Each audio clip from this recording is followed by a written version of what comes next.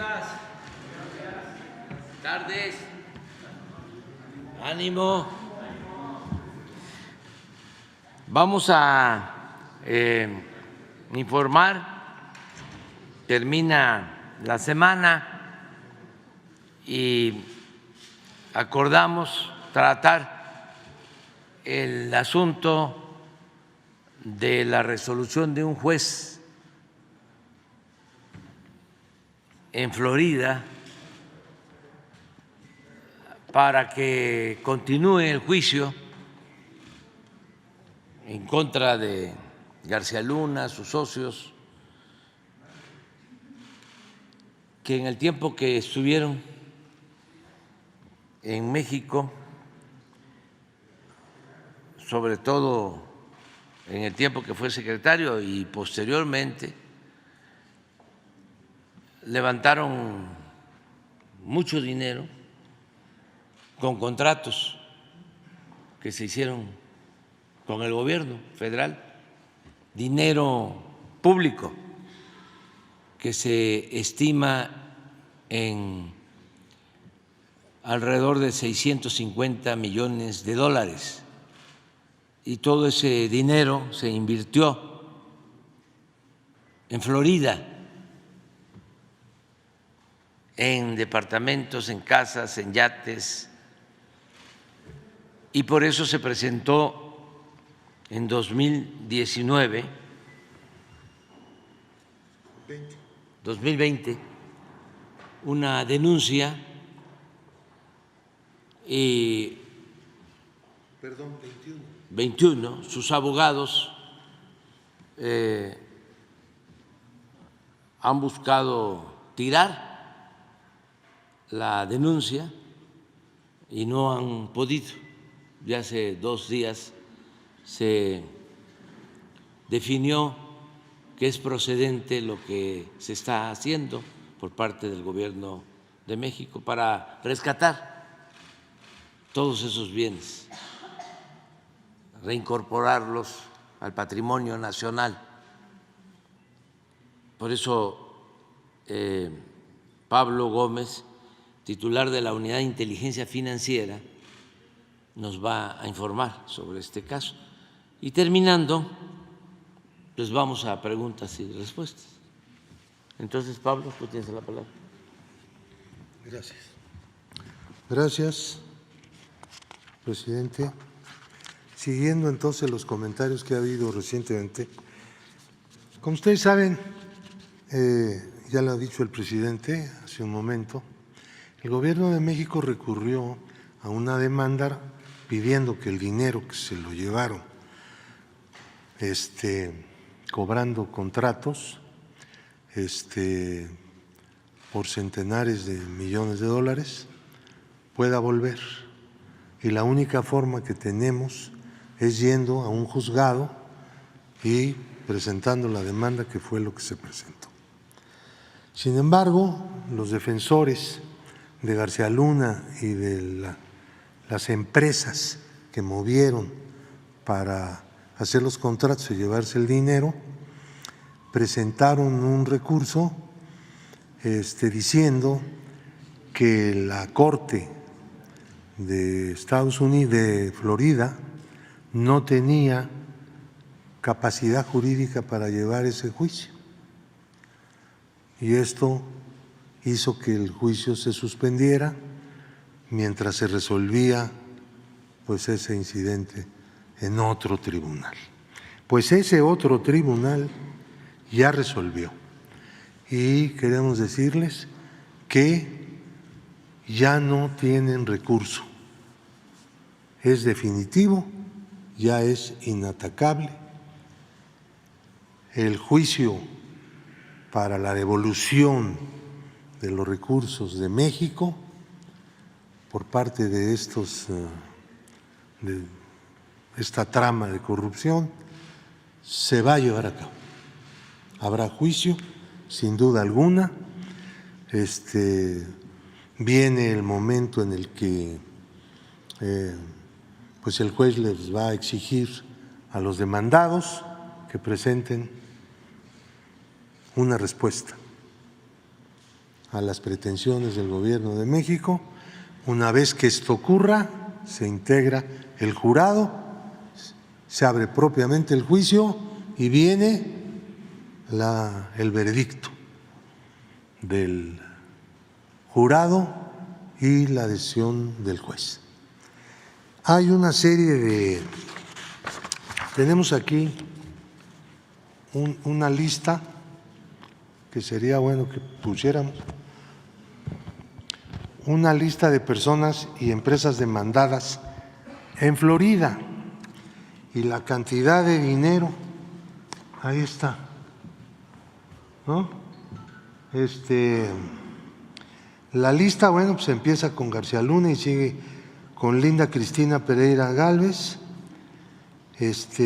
Mauricio Samuel Weinberg, Silvia Donna Pinto Weinberg, Jonathan Alexis Weinberg Pinto, Nathan Juancier Taub, José Francisco Niembro González, Marta Virginia Nieto Guerrero de Niembro, y luego ya empiezan las empresas que como tales, además de sus directivos y sus accionistas, como tales empresas también han sido demandadas, porque fueron los instrumentos y los que firmaron los contratos y los que hicieron todo pues se llevaron el dinero. Numbac Technologies, Gull Holding, GLAC Security Consulting Technology, Risk Management, y esta GLAC es propiedad personal de Genaro García Luna y de su esposa. Y estos hicieron varias actividades dentro de la trama corrupta, pero una que destaca mucho, le fueron y le cobraron a la Procuraduría General de la Ciudad de México más de 26 millones de un supuesto adeudo que tenía con ellos, pero no hay papeles, nunca hubo adeudo, nunca nada, y simplemente llegaron y cobraron y se fueron, así como llegar a una ventanilla y recibir dinero. Eso lo hacían en muchísimos casos. Así es como operaba. Esta situación es emblemático, esto que estamos viendo. Aquí hay un total de 645.966.199 dólares. Multiplíquenlo por 17 y pico. Se están haciendo menos pesos porque ya nos urge entonces rescatar todo lo que se pueda de esos dólares. Y 315.266.667 pesos. Esta tabla está dividida en dos partes y eso requiere un comentario. Del 1 al 5 fueron operaciones hechas durante el periodo de gobierno de Felipe Calderón, por un total de 225.212.906 dólares. Y la segunda parte, en el periodo de gobierno de Enrique Peña Nieto, que fueron 420.753.293 dólares y 315.266.667 pesos. Es transseccional esta trama de García Luna. No se quedó en el tiempo en que él fue secretario de Seguridad Pública. Siguieron operando con el nuevo gobierno.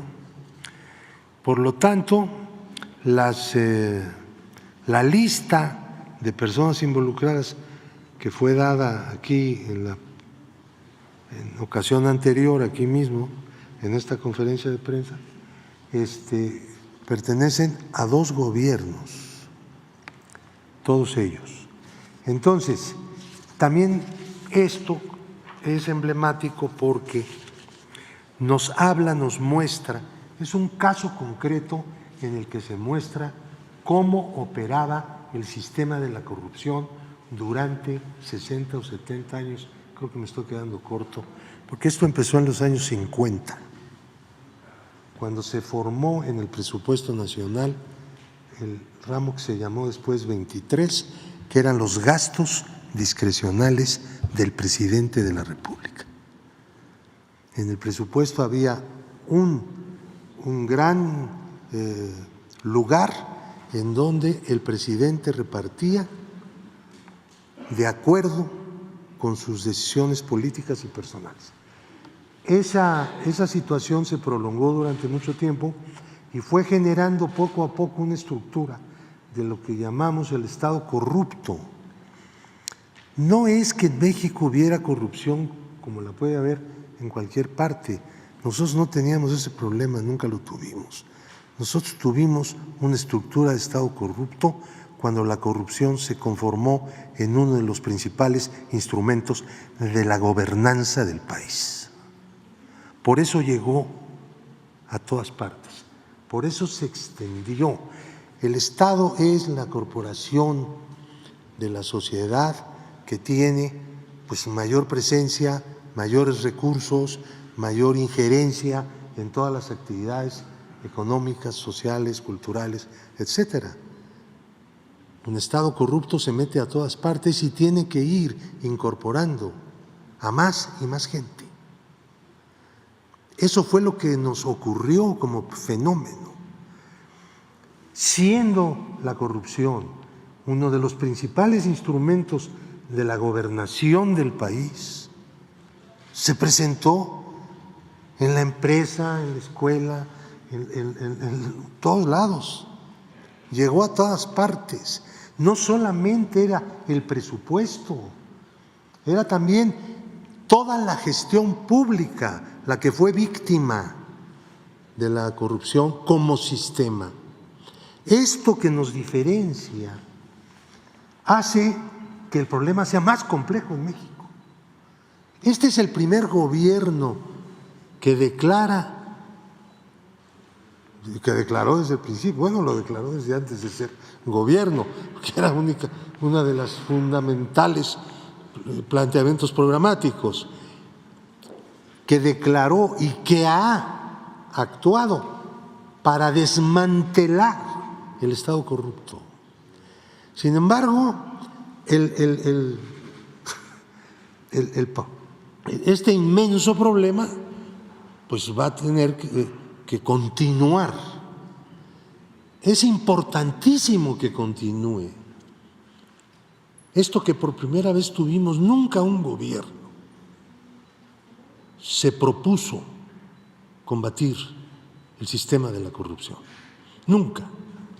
Era parte del sistema de la corrupción.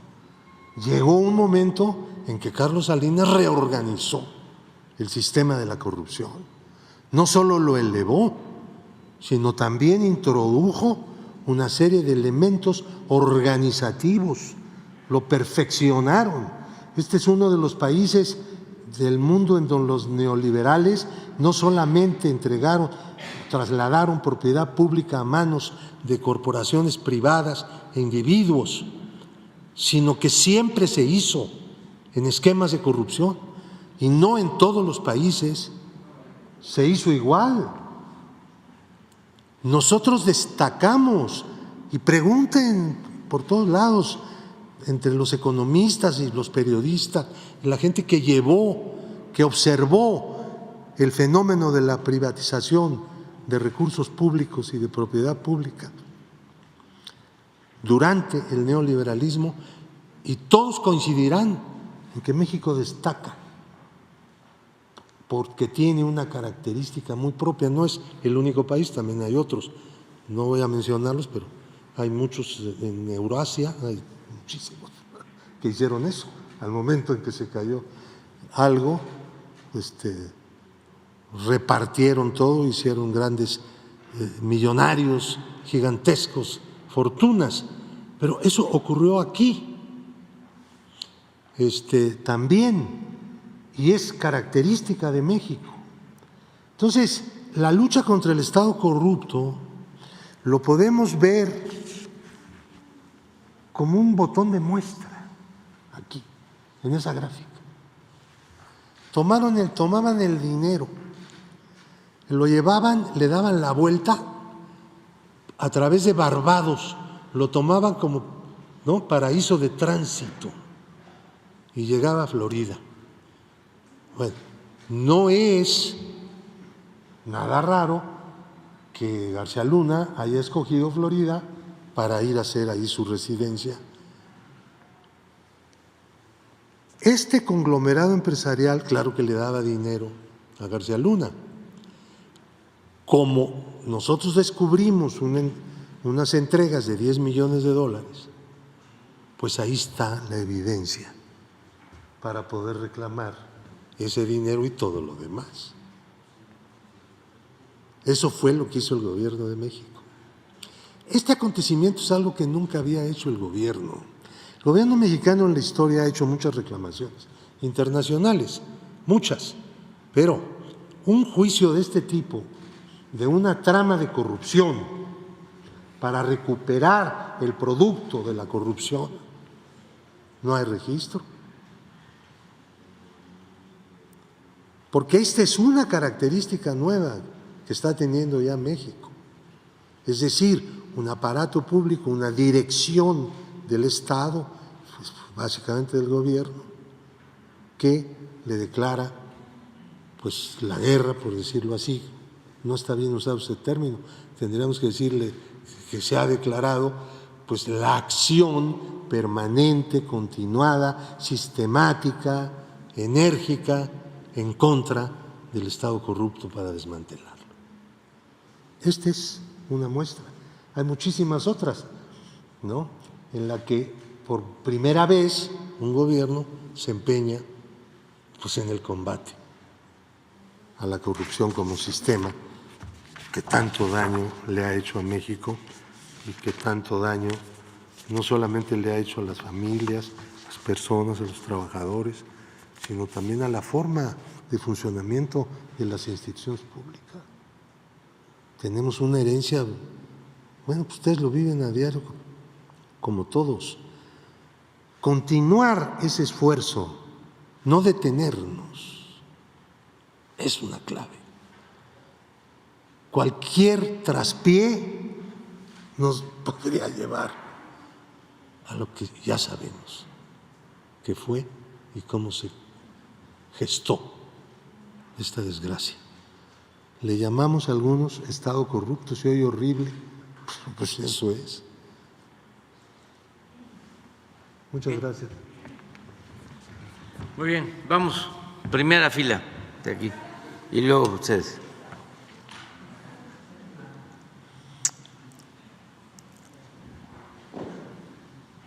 Gracias. Buenos días, señor presidente, licenciado Pablo Gómez. Buenos días a todos y a todos. Diego Elías Cedillo, el Sistema Informativo de Tabasco, diario presente. Señor presidente, el día de ayer, después de su reunión con la representante de Europa, bueno, de la Comunidad Europea, el secretario de Gobernación o el exsecretario de Gobernación, Adán Augusto López Hernández, dio a conocer que le presentó su renuncia. En este tenor, señor presidente, preguntarle si ya tiene usted listo el relevo del secretario o el encargado de despacho para que va a presidir ahorita desde el Palacio de Cobián. Esta sería la pregunta, presidente. Gracias. Ayer, en efecto, me presentó su renuncia el secretario de Gobernación, Adán Augusto López Hernández. No es por ineficiencia o mal desempeño, eso debe de quedar claro. Se da esta renuncia en la circunstancia que estamos viviendo de que hay miembros del gabinete que van a participar en procesos. En este caso, para ser coordinadores de la transformación de México. Aun cuando mi función es otra, la de presidente de la República y gobernar para todos, como venimos de un movimiento,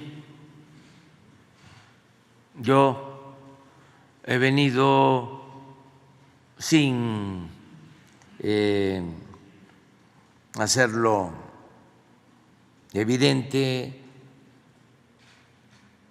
he venido siendo reconocido como el dirigente de un movimiento de transformación en el que participamos millones de mexicanos desde hace muchos años, algunos que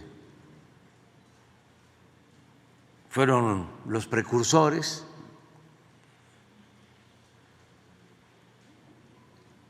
se nos adelantaron ya varios, mujeres, hombres, y nosotros consumamos el ideal de la transformación de México, y a mí me tocó esa dirección, esa conducción, como uno más de millones de ciudadanos que participaron. Pero bueno, yo ya me voy a retirar, me queda 1 año 3 meses,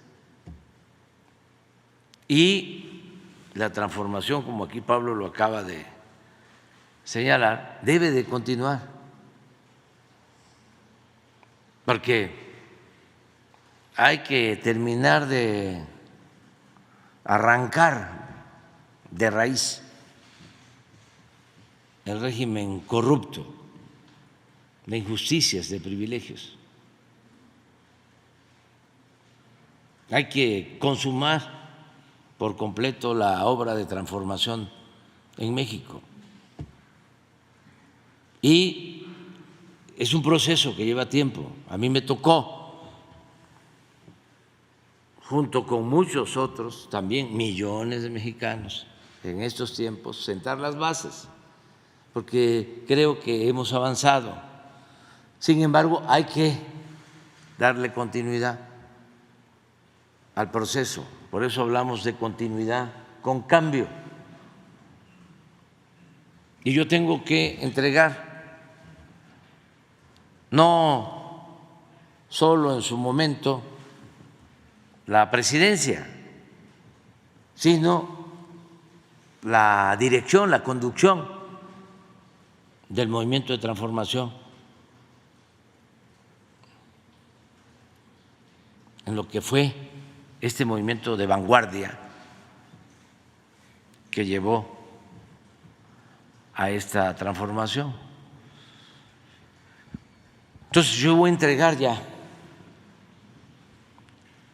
la estafeta para que un hombre, una mujer del movimiento, de acuerdo a un procedimiento que decidieron, sea el que me sustituya como coordinador, como dirigente del movimiento de transformación. Entonces, por eso ayer Adán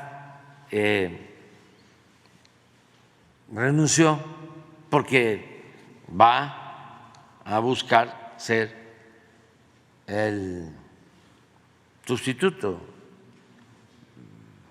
el relevo, como ya lo hicieron Marcelo Ebrard en su ámbito de competencia, Ricardo Monreal, la jefa de gobierno que renunció, Claudia Sheinbaum. Ese es el proceso. Entonces, no es que estén renunciando por ineficientes, al contrario, están renunciando porque son los mejores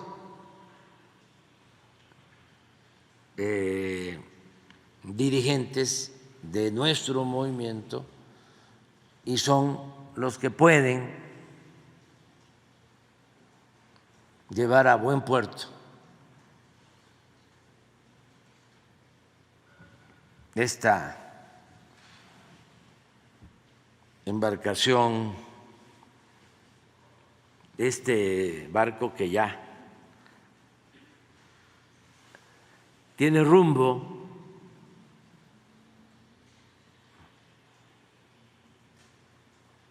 Ya sabemos muy bien lo que se tiene que seguir haciendo en México. Por ejemplo, esto que estamos tratando. No dar ni un paso atrás, ni siquiera para tomar impulso en el combate a la corrupción, desterrar la corrupción del país.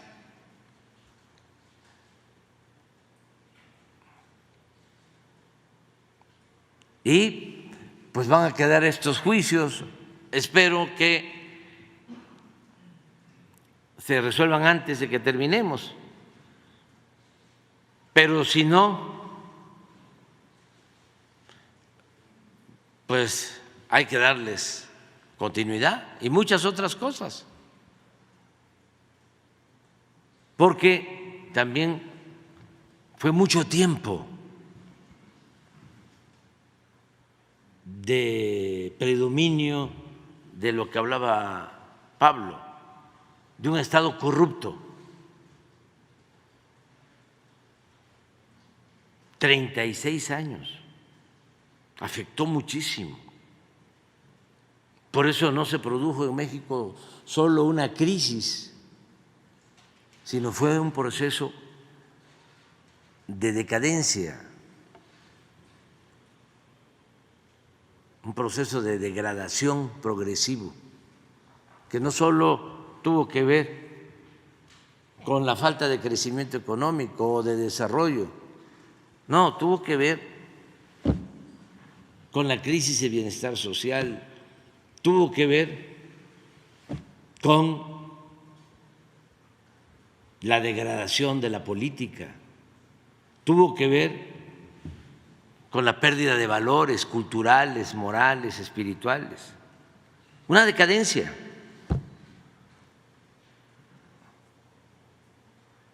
Y por eso la única posibilidad de lograr el renacimiento de México estaba en iniciar una transformación profunda, pacífica, pero radical, entendiendo que la palabra radical viene de raíz, arrancar de raíz la corrupción, los privilegios, la impunidad, y eso es lo que ya inició y hay que darle continuidad. Y como en todo proceso de transformación, siempre hay grupos que se resisten a los cambios, que reaccionan a los cambios. Por eso la palabra reaccionario.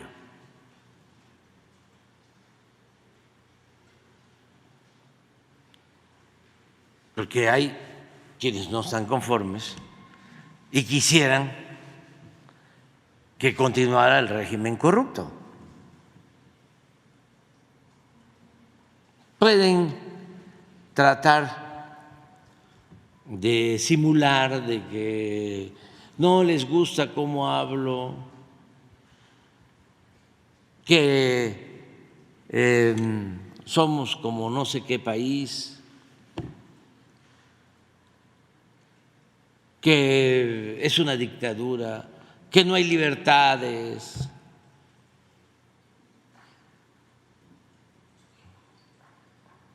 Que estaríamos mejor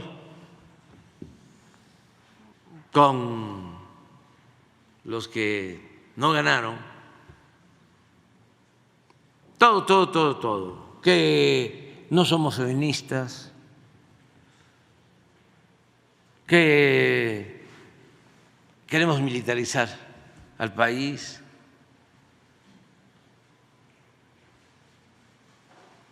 Todo. Pero en la esencia lo que quieren es regresar por su esfuerzo. Quieren seguir robando. Cuando ya deberían de dedicarse a otras actividades, a pasear, a divertirse, ¿no? Porque les fue muy bien.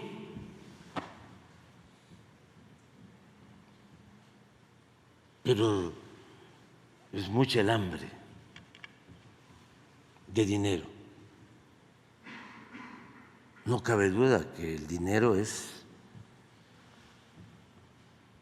la gran tentación, la mamá y el papá del diablo. ¿No tienen llenadera? Don Jesús Reyes Heroles cuestionando a los que argumentaban de que debían de gobernar los ricos, porque había esa idea, ¿no? Y todavía, en algunos lugares, el más rico del pueblo, el más rico de un estado, el más rico en un país, porque ese ya tiene, ese era el razonamiento, ya no va a robar si ya tiene. Y don Jesús Reyes Heroles decía que se olvidaban de que dinero llama dinero. O sea, que el que ya se mete en eso, que solo le importa lo material, que solo le importa el dinero, pues es una especie de enajenación.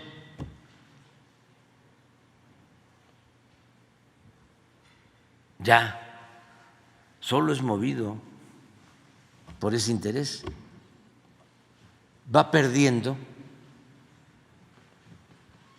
valores que son extraordinarios, ¿no? De poder contemplar la naturaleza y ver los árboles y los pájaros y disfrutar de las bellezas y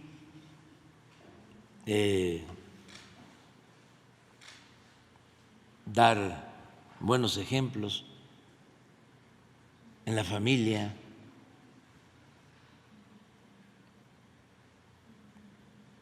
Hasta llegar a concebir de que es mejor dejarle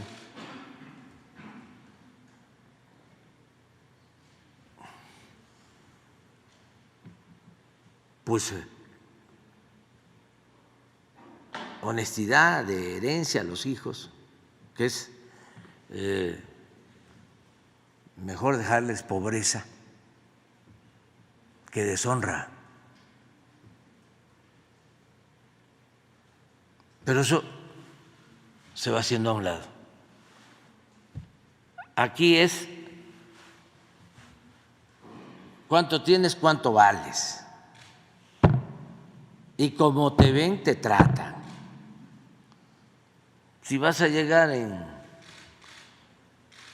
un carro en un Jetta,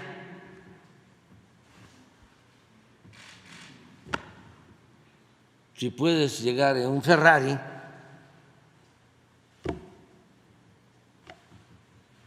hay una gran diferencia. Todo ese lujo barato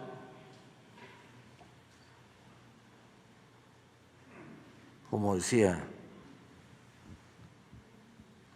Facundo Cabral, pobrecito mi patrón piensa que el pobre soy yo y solamente lo barato se compra con el dinero. Por eso nuestro movimiento no solo busca el bienestar material, busca el bienestar del alma, el fortalecer los valores, porque además, esa es otra lección que no debemos de olvidar, han sido las culturas de México, el México profundo,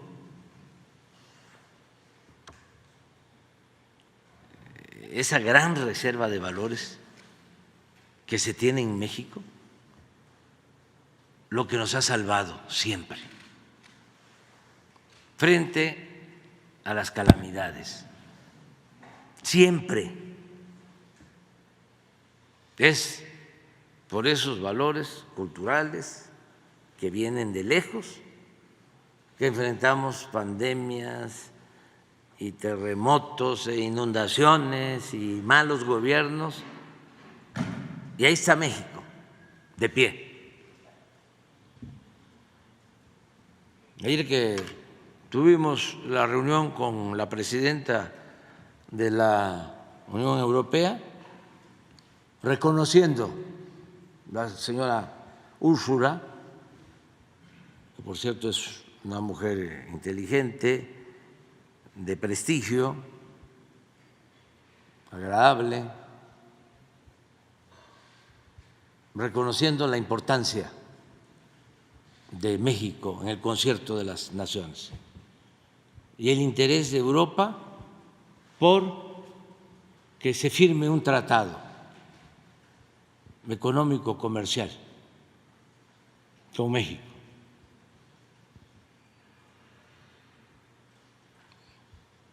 Pero por nuestro pueblo. Cuando les cuento a gobernantes extranjeros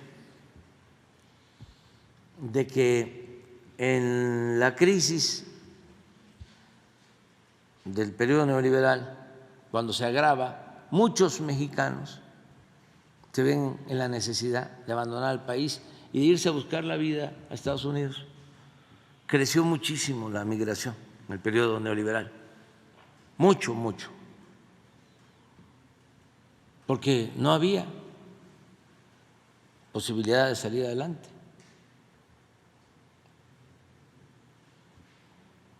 Habían dos caminos: buscarse la vida como se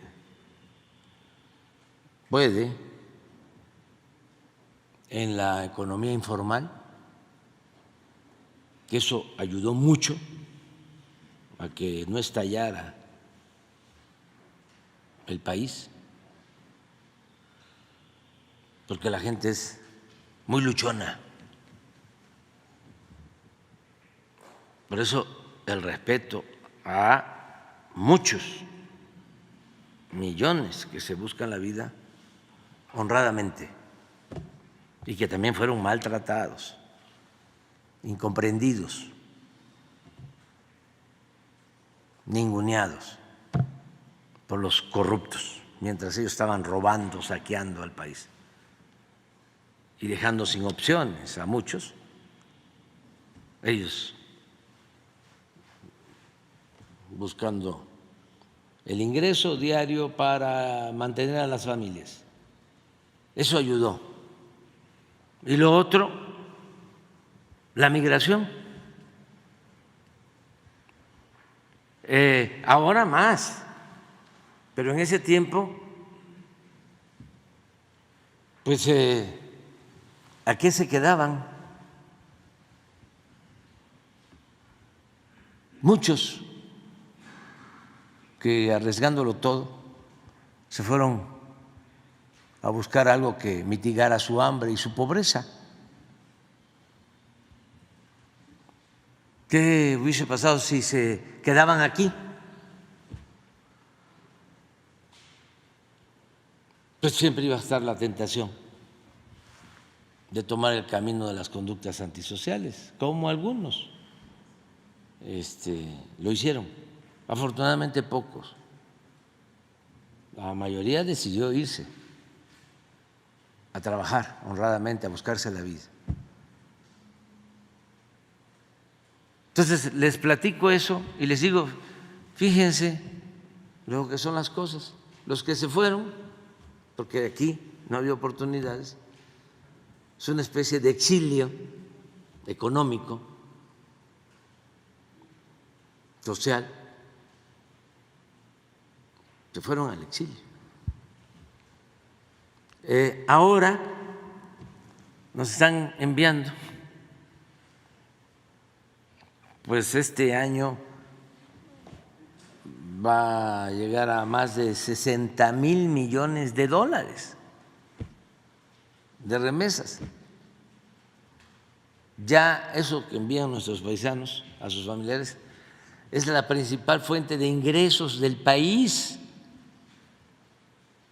Entonces, cuando escuchan 60,000 millones de dólares,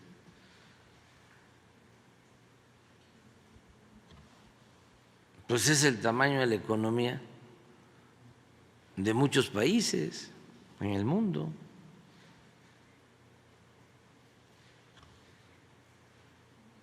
Es el Producto Interno Bruto de algunos países. Entonces, ¿por qué esa actitud de los mexicanos? Por nuestro pasado cultural. Por eso cuando un licenciado, uno que se graduó de maestro, obtuvo un título de doctor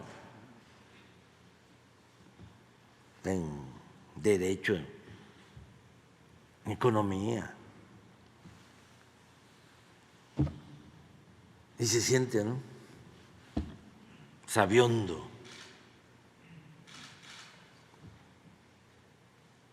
Y se olvida de lo que es México.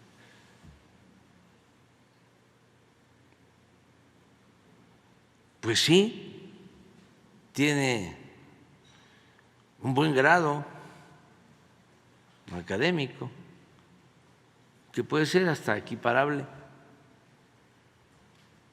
con un título nobiliario. Pero la cultura es otra cosa. No es lo mismo educación que cultura.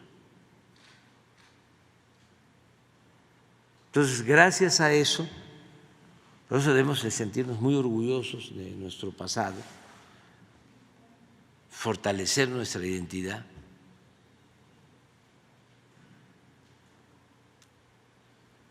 Gracias a eso, vamos hacia adelante. Entonces, a eso se debe que se estén dando estas renuncias, porque se busca darle continuidad a la transformación con cambio, porque pues cada quien tiene, como diría el maestro Cosío Villegas, su estilo personal de gobernar, pero ya se echó a andar esto. Al final, ¿quién va a decidir? El pueblo de México, la gente. Y también en eso estoy muy satisfecho, contento, porque es, repito, admirable el nivel, el grado de conciencia adquirida por la mayoría del pueblo. México es de los países con menos analfabetismo político, así como somos de los países con menos desempleo en el mundo, que es bueno, pero es mejor si se hace acompañar de que México es de los países con menos analfabetismo político, porque está en marcha una revolución de las conciencias, un cambio de mentalidad. Entonces, todo eso me tiene muy contento. Claro que hay que seguir trabajando. Hoy vamos a hacer una gira para supervisar los avances del Tren Maya que queremos inaugurar en diciembre. Ya van a empezar las pruebas en un tramo de Cancún a Valladolid. Ya para julio está el primer tren allá y en julio va a estar confinada, terminada ya la vía principal. Bueno, ahí son 2 vías electrificadas. Primero vamos a probar manualmente y luego ya se va a automatizar con todo un sistema ferroviario de primer orden. Hay que estar ahí, porque ya saben también que obra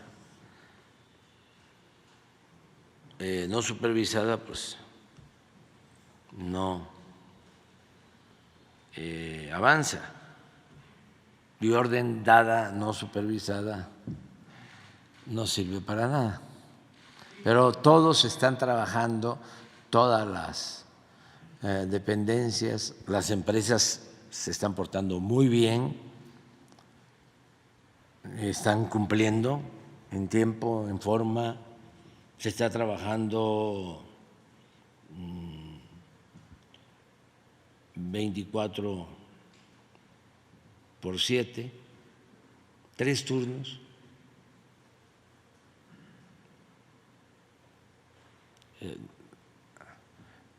Lamentamos mucho, ¿no?, pues el calor, pero para la construcción ayuda que no llueva, todo tiene sus asegúnes. En el norte, cuando llueve mucho, la gente se alegra. Incluso cuando entra un huracán y no causa muchos daños, pero llueve, ayuda. Acá nosotros nos estamos construyendo, llueve demasiado, hay huracanes. Y si no hubiésemos terminado, que ya los tenemos prácticamente concluidos, todos los terraplenes, estamos hablando de alturas de un terraplén hasta de 8 metros, con alcantarillas en las partes bajas, con obras hidráulicas.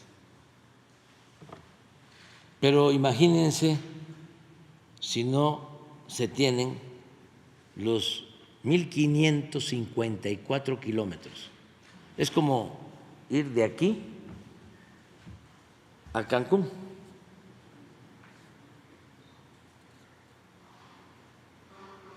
¿Cuánto hay de aquí a Cancún? ¿Sí? 1,200. Entonces, no, es como de Morelia a Cancún, de terraplén, solo terraplén. Si eso no se lograba antes de las lluvias, con las lluvias, imposible. Pero se aplicaron las empresas, felicidades. Hay empresas extranjeras, pero fundamentalmente son empresas mexicanas las que están trabajando y los ingenieros militares. Entonces hoy voy allá a la supervisión. Pues así está lo de Adán. Nada más preguntar, presidente, ¿ya tiene usted el sucesor? ¿Quién se quedaría como secretario de Gobernación? Pensando, es que ha habido mucho trabajo, bastante trabajo. Estamos pensando, se va a quedar a cargo del despacho, sí, Alejandro Encinas, porque no se puede dejar esa secretaría sin dirección. Gracias, señor presidente. Quiero retomar un comentario que usted empleó ayer, si me lo permite. Este comentario fue que empezó su lucha, empezó el movimiento, empezó toda una lucha de convicciones desde el año de 1988, allá en Tabasco. Usted lo platicó ayer, que lleva 35 años de lucha, contándolos desde hoy hasta ahorita. Presidente, preguntarle, ya en esta tercera etapa de su gobierno, tercera etapa concibiéndolo como el inicio, el clímax y ya la consolidación del proyecto, o se podría decir la conclusión de su gobierno, preguntarle ¿cómo calificaría usted las acciones que se han venido dando de inicio a fin? ¿Cómo calificaría usted estos 18 años que usted buscó la presidencia? ¿Qué se ha concretado de las metas que usted tuvo? ¿Cuáles son los retos pendientes que usted consideraría siguen a futuro, los retos, las próximas pendientes que tendría, presidente? ¿Cuáles son las tareas que le dejaría en este caso a quien ocupe la presidencia de la República? Y también, presidente, preguntarle, pues, ¿cómo se siente después de haber ya llegado a la presidencia y tras tantos años de lucha?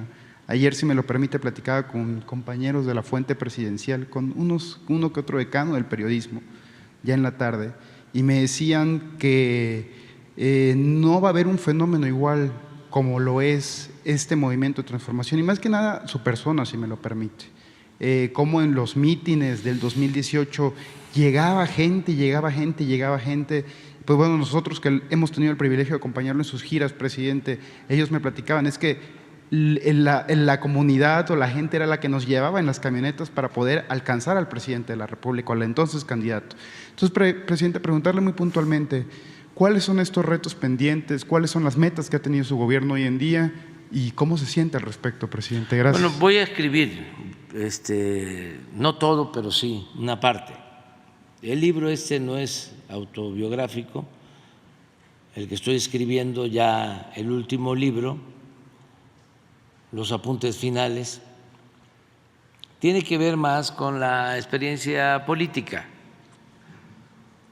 con el propósito de que ayude, que contribuya en la formación de jóvenes que quieran dedicarse al noble oficio de la política, ¿no?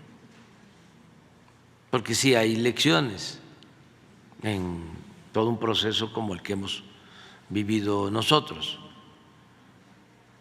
Intervienen muchos factores, circunstancias. Cuando hablaba de que llegamos aquí es porque muchos lucharon antes en el movimiento estudiantil, en el movimiento obrero, el movimiento campesino, en el movimiento por la democracia, precursores de este movimiento. Entonces a nosotros nos toca darle continuidad a ese proceso de lucha. Entonces es una circunstancia especial. También, pues, ayuda mucho la suerte.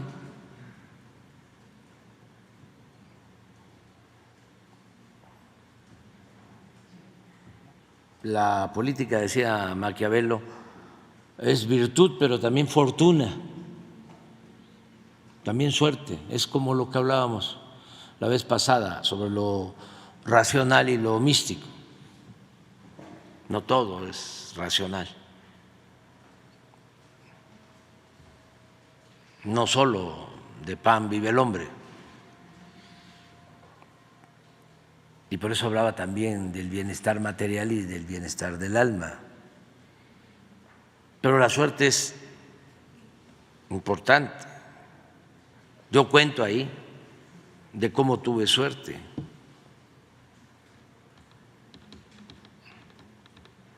En momentos difíciles.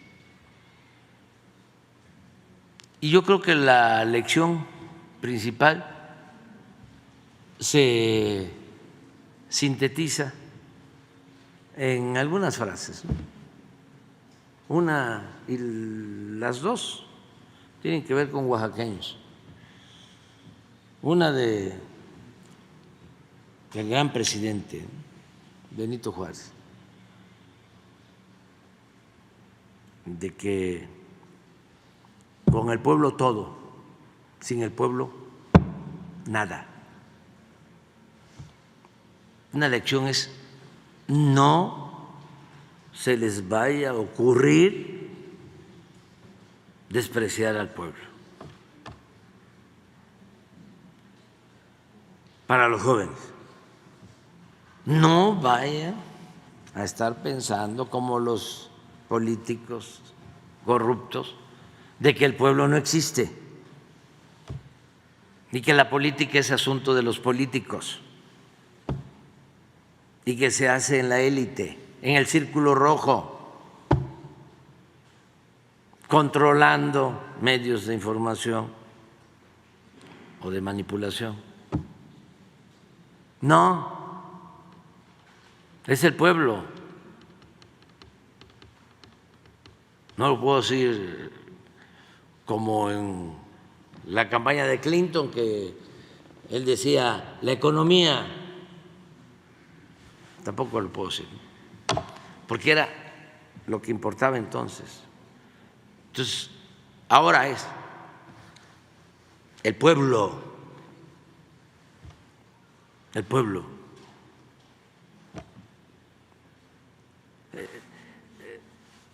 Por todo, porque gobernar es servir, porque gobernar es amor al prójimo, porque gobernar es humanismo, porque gobernar es darle más al que tiene menos. Pero también para transformar se necesita del respaldo del pueblo. Y la gente apoya, pero si ve que el gobierno es de ellos, es su gobierno,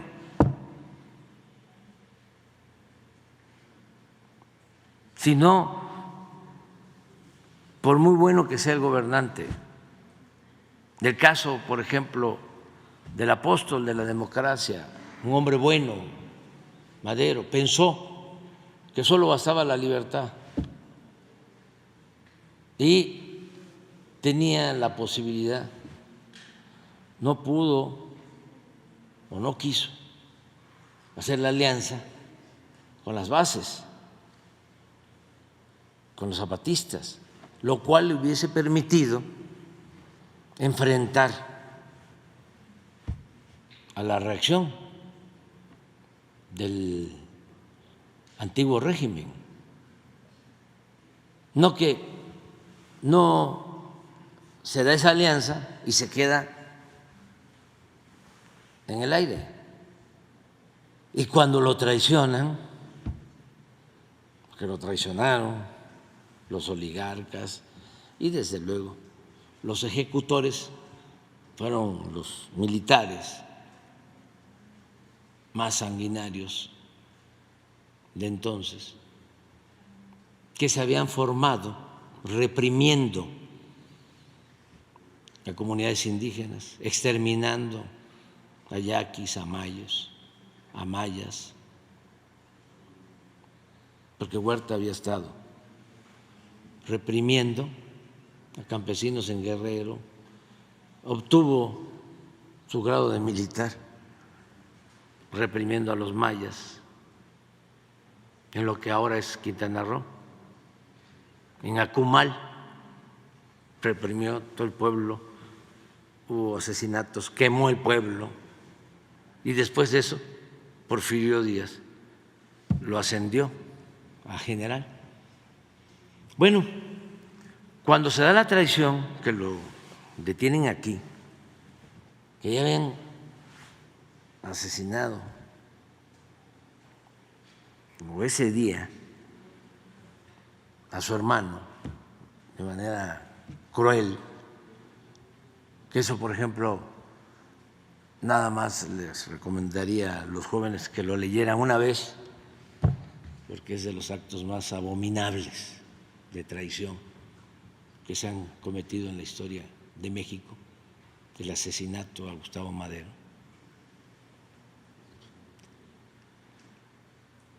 Cuando lo detienen, él sale al balcón y me están traicionando, pero la gente ya no lo apoyó. Y habían maderistas, ¿no?, en el centro, en las esquinas. No podemos permitir esta traición, arengando. Y la gente seguía su camino. Después de que, cuando llegó triunfante, como cuando regresó Juárez, fueron grandes manifestaciones, ¿no?, dos grandes manifestaciones, el regreso triunfante de Juárez y el regreso triunfante de Madero en 1911. Todo cambió ya para el 13.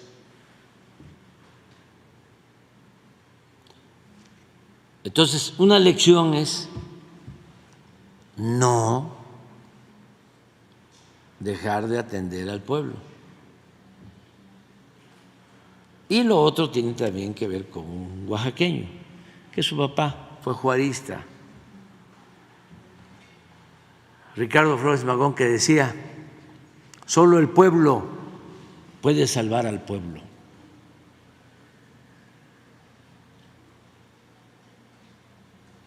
Yo les digo a los empresarios, se los acabo de decir hace poco, se los he repetido, además en muy buen plan, porque afortunadamente ellos van entendiendo de que hacía falta, ¿no?, la transformación. Y pues algunos se quejan de que hablamos de estos temas, y que hablamos de corrupción, y de que hablamos de que saquearon con el modelo neoliberal o neoporfirista, ¿no?, el país. Un saqueo como nunca en la historia, con Salinas de Gortari. Bueno, él fue el que manejó la partida secreta. Ahora veo a un hijo, yo no creo que sea él, pero… Y también… No tiene que ver, pero en este caso sí, porque ya cuando estaba enfermo, Miguel de la Madrid, Carmen Aristegui le hace una entrevista y le confiesa de que en el gobierno de Salinas de Gortari se habían robado. No, eso no lo quiero decir. Sí. Bueno, Pero él lo dijo. Dijo que Salinas se había robado Sí. la partida secreta, porque existía una partida secreta. Esa partida a la que hace mención Pablo, donde se podía disponer del dinero y no comprobar nada. Como eso que llama la atención de que fueron a la Procuraduría, ¿no? Sacan dinero y no se sabe ¿a cambio de qué? No hay ningún papel. Nada más fueron a sacar el dinero. Bueno, y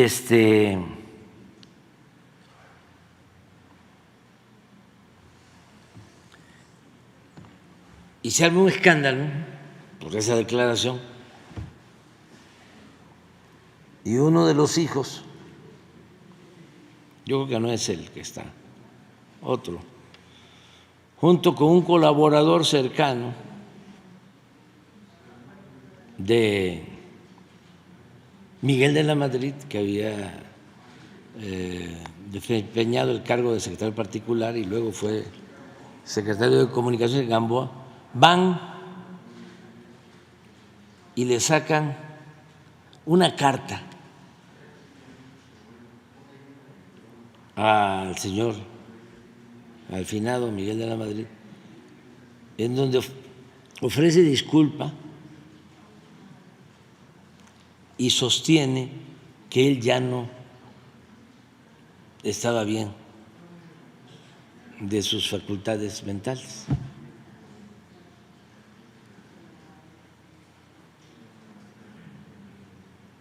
Entonces, pues todo eso era este régimen.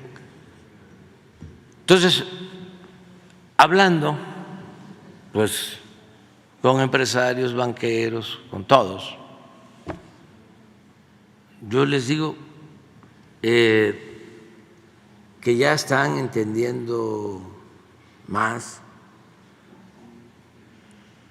muchos están de acuerdo, incluso hay quienes, ya les dije a ustedes en una ocasión, me han ofrecido disculpa porque participaron y dieron dinero cuando la guerra sucia.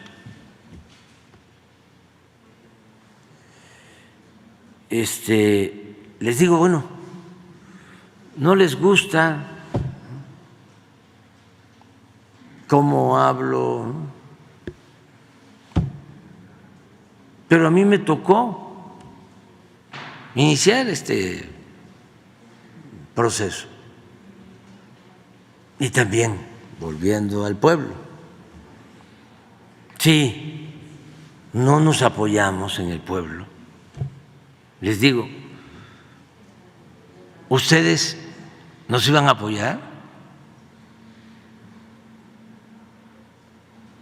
¿Nos iban a apoyar los medios de información? ¿Nos iban a apoyar los intelectuales orgánicos? No, no. Quien nos está apoyando es la mayoría del pueblo,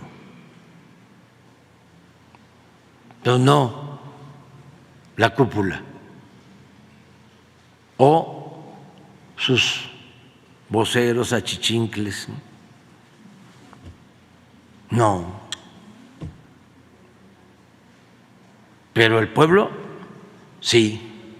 Y también hablábamos la vez pasada, porque es muy frecuente también, o antes más, el pueblo es malagradecido, No, no, no, no, no, no. Malagradecidos son los de arriba. Y cuidado con los políticos, que esos son de mentirita. Toda esa lealtad, ¿no? Es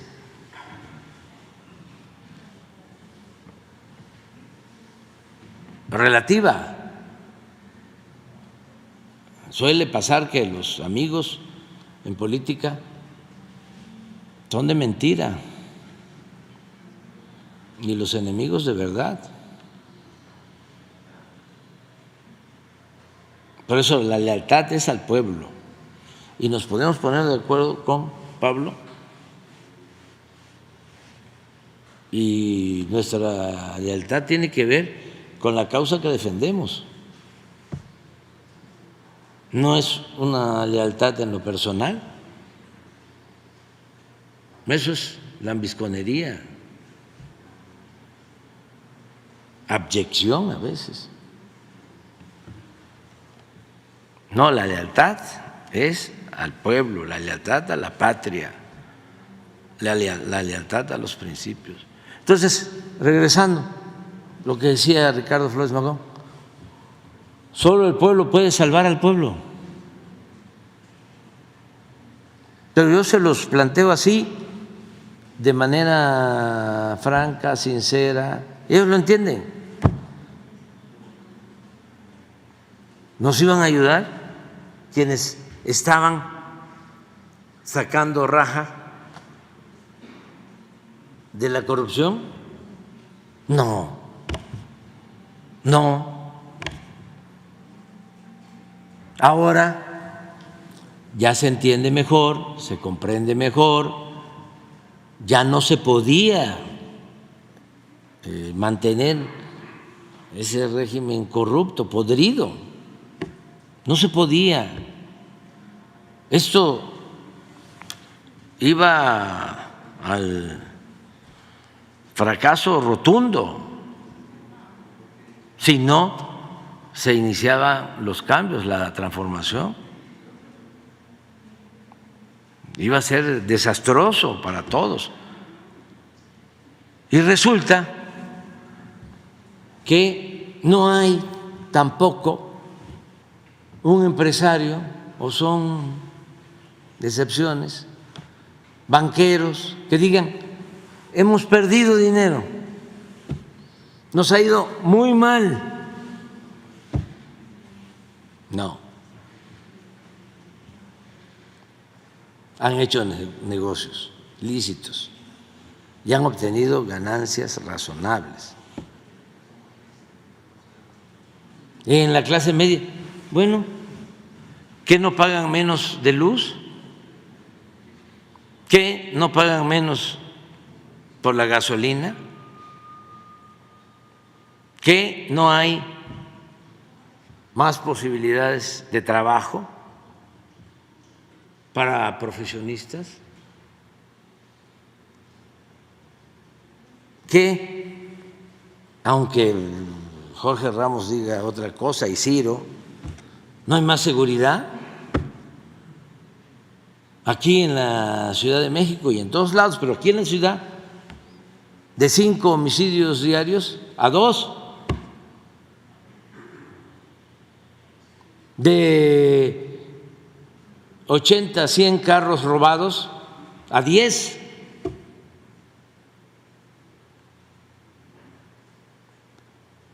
Una disminución nacional en secuestros del 70%.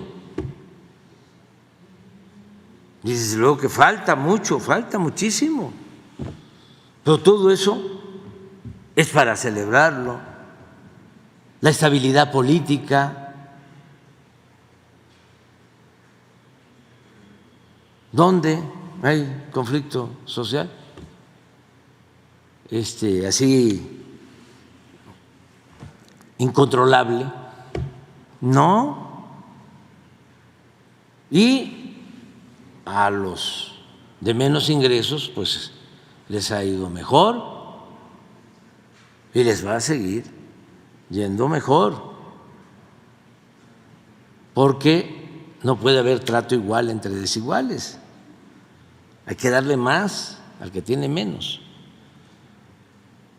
Abajo, abajo, abajo, abajo.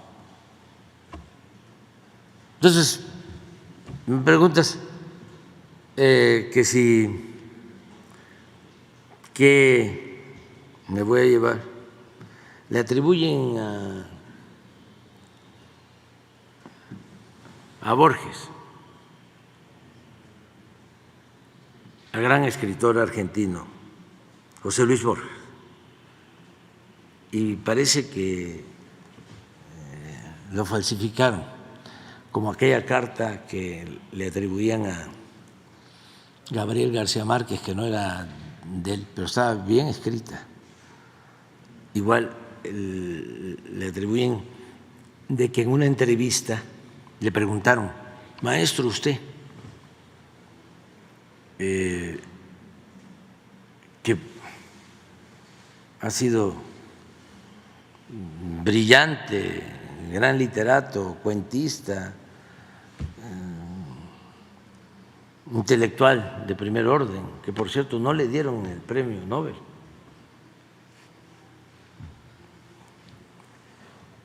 ¿O sí se lo dieron? No, ¿verdad? No.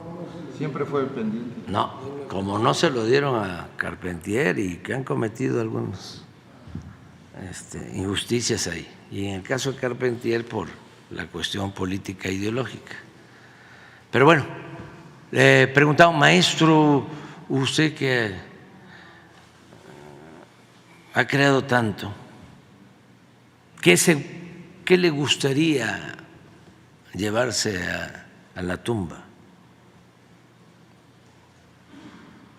El poema más bello, su mejor cuento, ¿qué le gustaría llevarse a la tumba? Y dicen que contestó: los pequeños momentos en que viví con arrojo. Pero dicen que no es de él. Pero si no es de él, hay que atribuírsela. Entonces, ¿qué le gustaría llevarse, no?, a la tumba? En aquellos pequeños momentos, no siempre, en que viví con arrojo. Cuando se vive con pasión, cuando se desafía a la adversidad. Ya, si no, no vamos a llegar. Les cuento, es Palenque, Espujil, y dormimos en Chetumal. Mañana, Tulum, Cancún, dormimos en Mérida. Y el domingo, Mérida temprano, toda la supervisión a Campeche, Esná, Escárcega, y al cruzar la laguna de Término,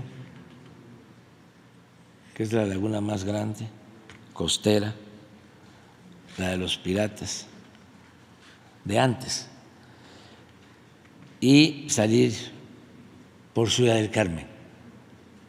Esa es la ruta de 3 días.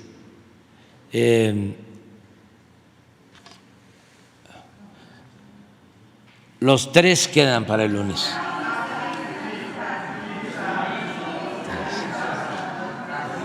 Resisto cualquier motín emocional.